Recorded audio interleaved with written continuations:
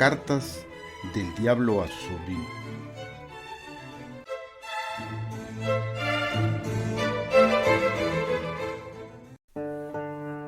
Carta número 13. Mi querido Orugario, me parece que necesitas demasiadas páginas para contar una historia muy simple. En resumidas cuentas, has dejado que ese hombre se te escurra entre los dedos de la mano. La situación es muy grave y realmente no veo motivo alguno por el que debiera protegerte de las consecuencias de tu ineficiencia. Un arrepentimiento y una renovación de lo que el otro llama gracia de la magnitud que tú mismo describes suponen una derrota de primer orden. Equivale a una segunda conversión y probablemente más profunda que la primera. Como debieras saber, la nube asfixiante que te impidió atacar al paciente durante el paseo de regreso del viejo molino es un fenómeno muy conocido. Es el arma más brutal del enemigo y generalmente aparece cuando él se hace directamente presente al paciente bajo ciertas formas aún no completamente clasificadas. Algunos humanos están permanentemente envueltos en ella y nos resultan, por tanto, totalmente inaccesibles. Y ahora veamos tus errores. En primer lugar, según tú mismo dices, permitiste que tu paciente leyera un libro del que realmente disfrutaba, no para que hiciese comentarios ingeniosos a costa de él ante sus nuevos amigos, sino meramente porque disfrutaba de ese libro. En segundo lugar, le permitiste andar hasta el viejo molino y tomar allí el té, un paseo por un campo que realmente le gusta, y encima a solas.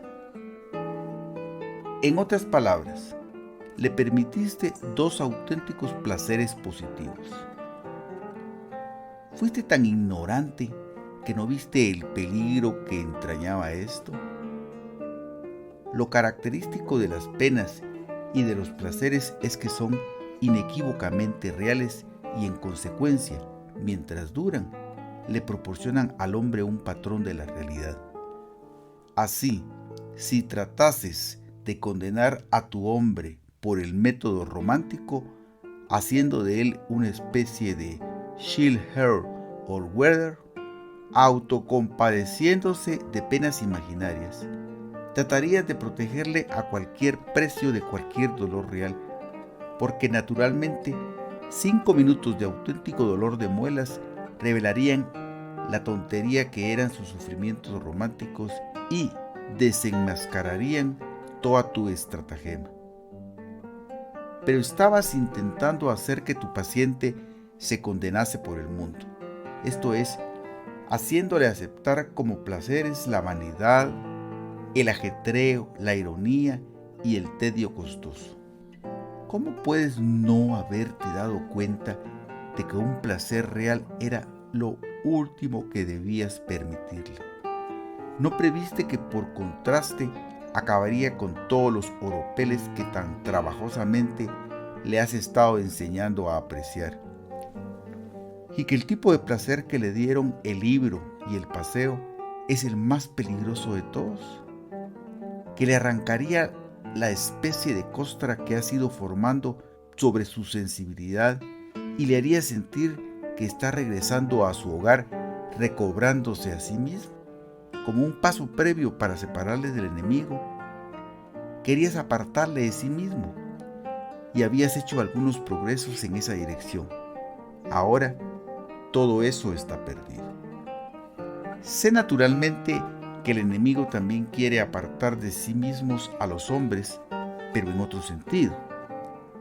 Recuerda siempre que a él le gustan realmente esos gusanillos y que da un absurdo valor a la individualidad de cada uno de ellos. Cuando él habla de que pierdan su yo, se refiere tan solo a que abandonen el clamor de su propia voluntad.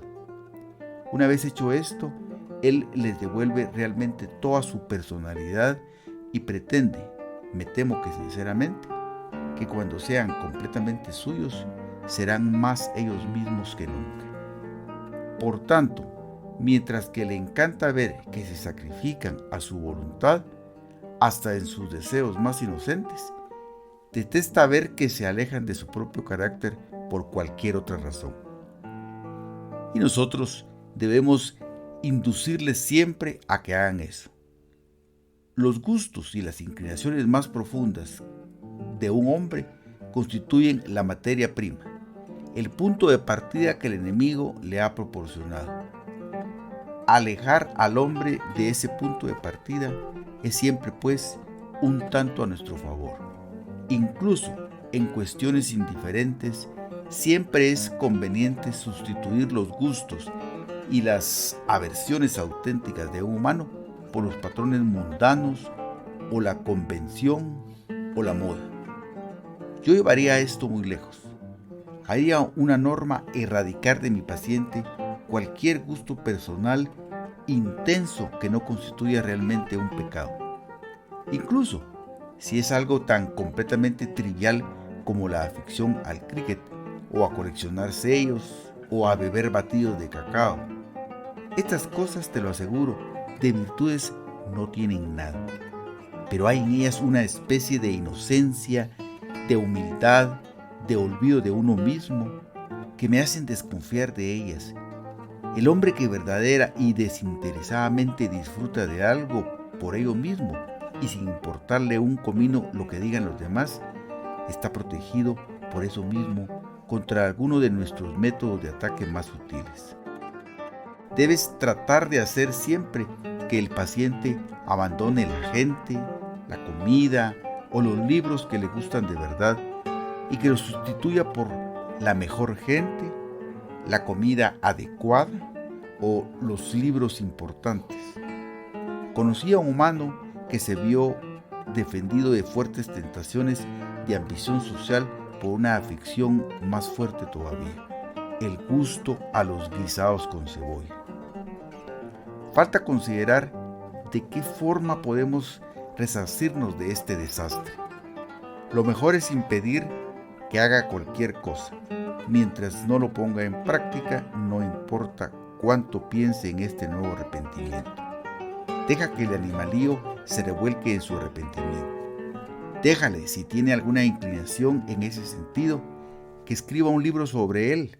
Suele ser una manera excelente de esterilizar las semillas que el enemigo planta en el alma humana. Déjale hacer lo que sea, menos actuar. Ninguna cantidad, por grande que sea, de piedad en su imaginación y en sus afectos nos perjudicará si logramos mantenerla fuera de su voluntad. Como dijo uno de los humanos, los hábitos activos se refuerzan por la repetición, pero los pasivos se debilitan. Cuanto más a menudo sienta sin actuar, menos capaz será de llegar a actuar alguna vez y a la larga, menos capaz será de sentir. Tu cariñoso tío, Scrutop.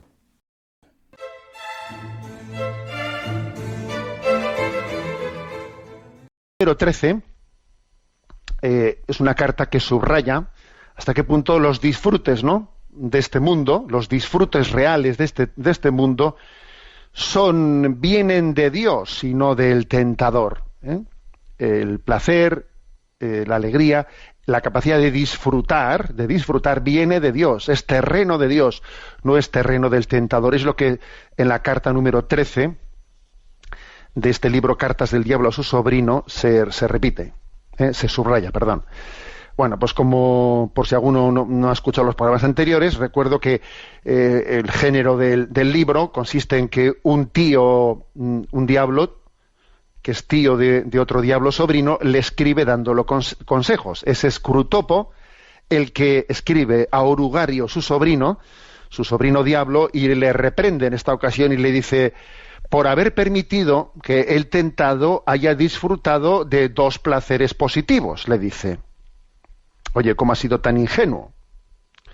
Le has permitido leer un libro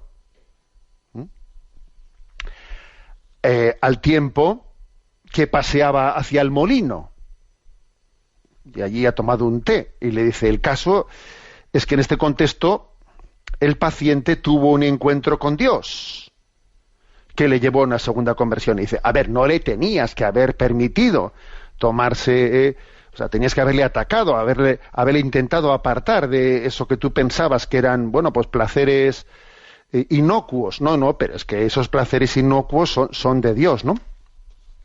Entonces dice en esa carta, las penas y los placeres son terreno peligroso para el demonio, porque mientras duran, proporcionan al hombre un patrón de la realidad que le despierta de los engaños.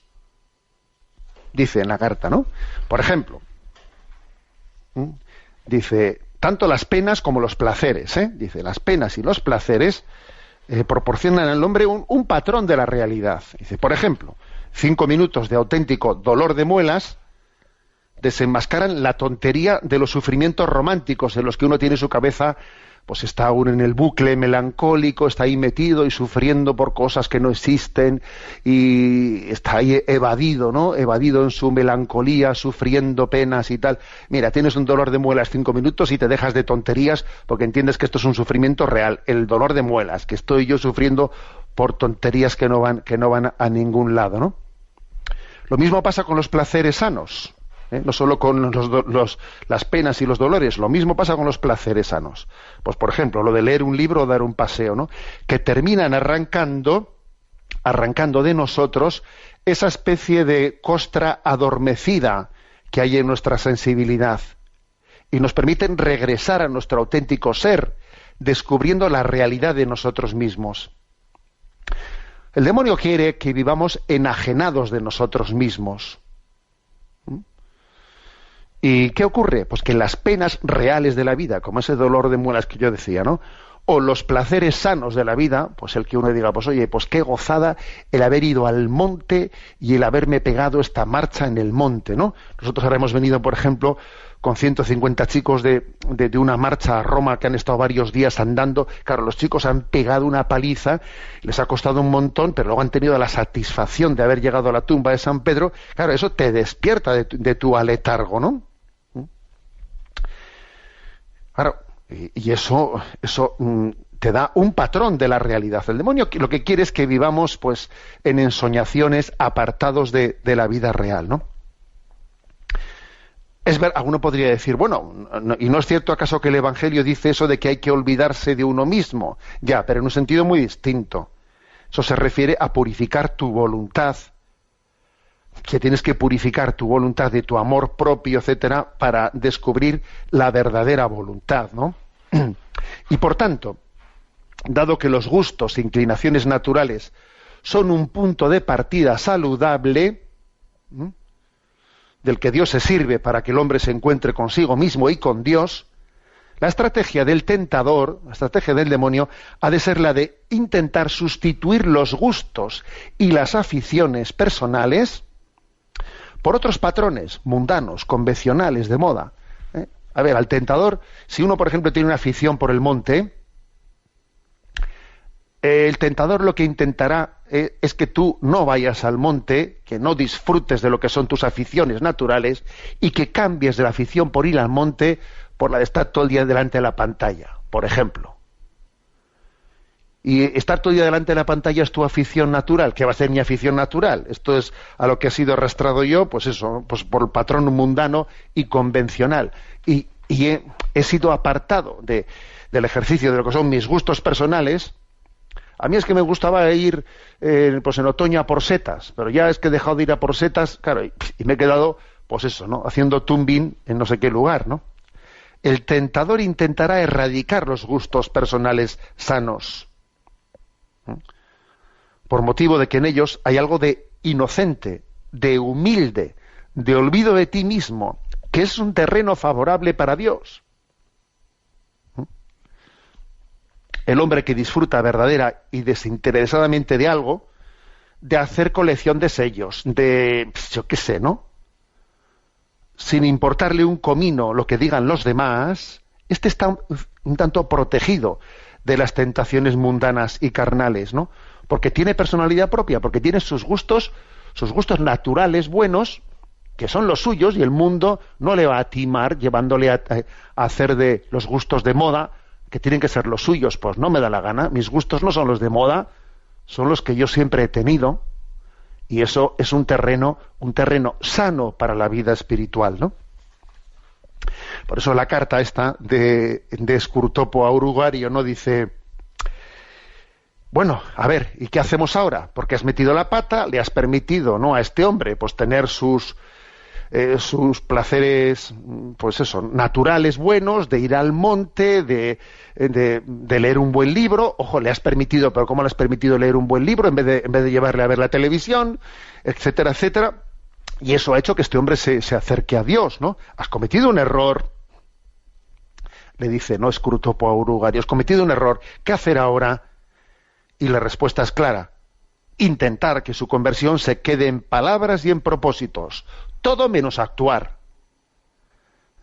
Los hábitos activos se refuerzan por la repetición, pero los pasivos se debilitan.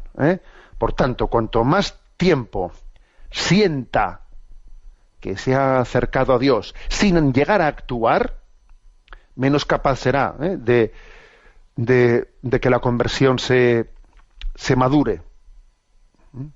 Entonces, termina la carta diciendo: ojo, ahora lo que tienes que intentar es que este momento de gracia que ha tenido, de que ha leído un buen libro y entonces su alma se ha desmundanizado o ha tenido en el monte con la naturaleza algo que le ha ensanchado el alma y le ha hecho decir: tengo propósitos de cambiar de vida y tener una vida distinta. Ahora, procura que se queden los propósitos y que no actúe.